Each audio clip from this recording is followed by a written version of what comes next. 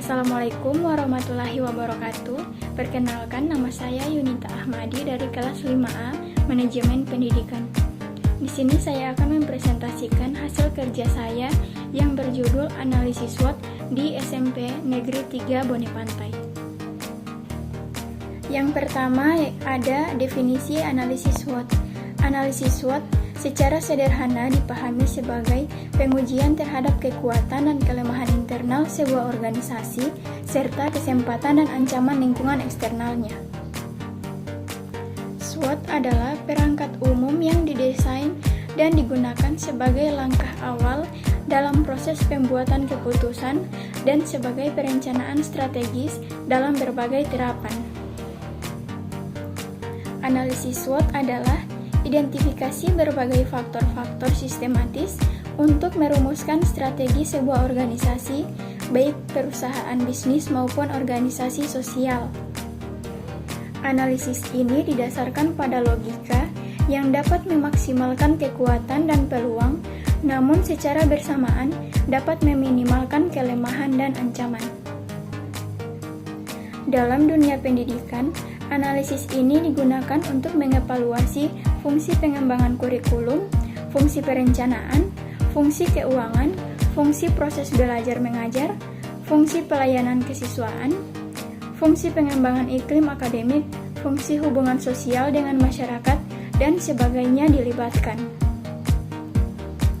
Maka untuk mencapai tingkat kesiapan setiap fungsi dan faktor-faktornya dilakukan analisis SWOT. Hal ini dikemukakan oleh Depdiknas tahun 2002.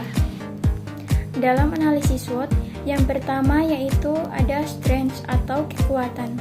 Strength adalah situasi atau kondisi yang merupakan kekuatan dari organisasi atau program pada sekolah. Kekuatan pada sekolah saat ini antara lain, yang pertama pro-perubahan, yaitu proses pembelajaran yang mampu menumbuhkan dan mengembangkan daya kreasi, inovasi, nalar, dan eksperimentasi untuk menemukan kemungkinan-kemungkinan baru. Kedua, menerapkan proses pembelajaran berbasis teknologi informasi dan komunikasi pada mata pelajaran. Ketiga, menerapkan model pembelajaran aktif, kreatif, efektif, dan menyenangkan. Selanjutnya ada weakness atau kelemahan. Weakness adalah situasi atau kondisi yang merupakan kelemahan dari organisasi ataupun pada program sekolah. Kelemahan pada sekolah saat ini antara lain, yang pertama standar pendidik yang di sekolah masih pada tahap standar nasional. Yang kedua, tidak semua guru mampu memfasilitasi pembelajaran berbasis teknologi informasi dan komunikasi. Yang ketiga, masih banyak ruang kelas yang belum dilengkapi sarana pembelajaran berbasis teknologi informasi dan komunikasi. Dalam analisis SWOT yang ketiga yaitu opportunity atau peluang. Opportunity adalah situasi atau kondisi yang merupakan peluang di luar organisasi yang memberikan peluang berkembang bagi organisasi ataupun program sekolah di masa depan. Peluang sekolah saat ini yang pertama, dukungan pemerintah daerah dalam melengkapi sarana dan prasarana. Kedua, kesesuaian sarana dan prasarana sekolah dengan tuntutan potensi daerah dan perkembangan iptek serta imtak. Yang ketiga, tuntutan masyarakat terhadap lulusan yang berkualitas. Analisis SWOT yang keempat yaitu threat atau ancaman.